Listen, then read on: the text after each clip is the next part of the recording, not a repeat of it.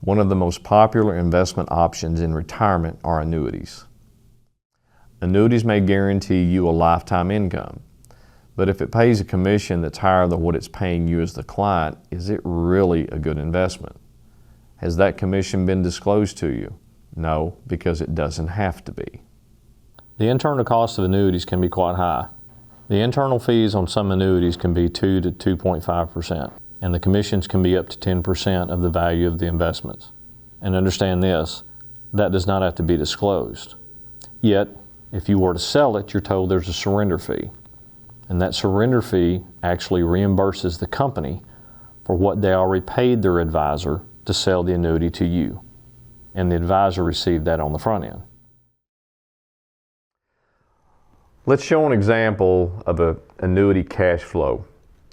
Let's just say that in retirement, whether it be a lump sum or 401k, that combining all those assets, that you have $1 million of investable assets in your retirement account.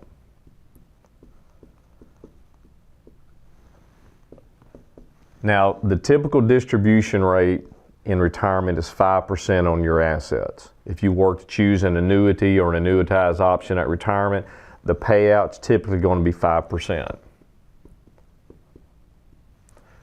So that will generate $50,000 a year of income. If you broke that down, it'd be about $4,250 a month, less 10% withholding taxes, should net you about $3,800. But for this purpose, let's just say 5% on $1 million is $50,000 a year.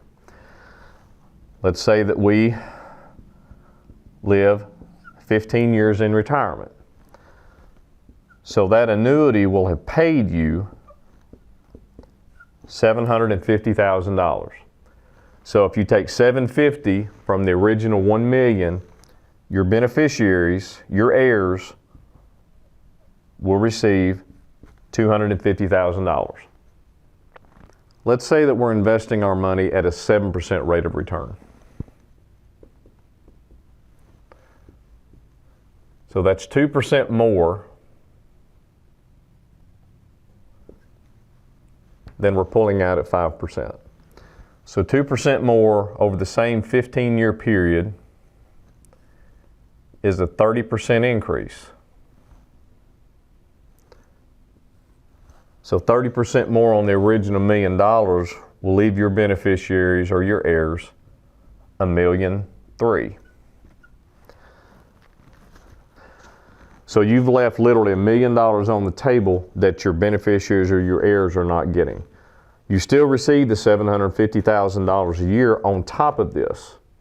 So that account value of $1 million is actually worth over $2 million to you and your family, and that money goes to your beneficiaries instead of this. That's part of the fear trade, is I need a guaranteed check versus a reasonable rate of return on my money of just 7%. Now folks, what I want to point out is the average rate of return for the last 10 years from the S&P 500 is 13.65%. So that $1.3 million is actually almost $2.3 million. And the $750,000 is on top of that.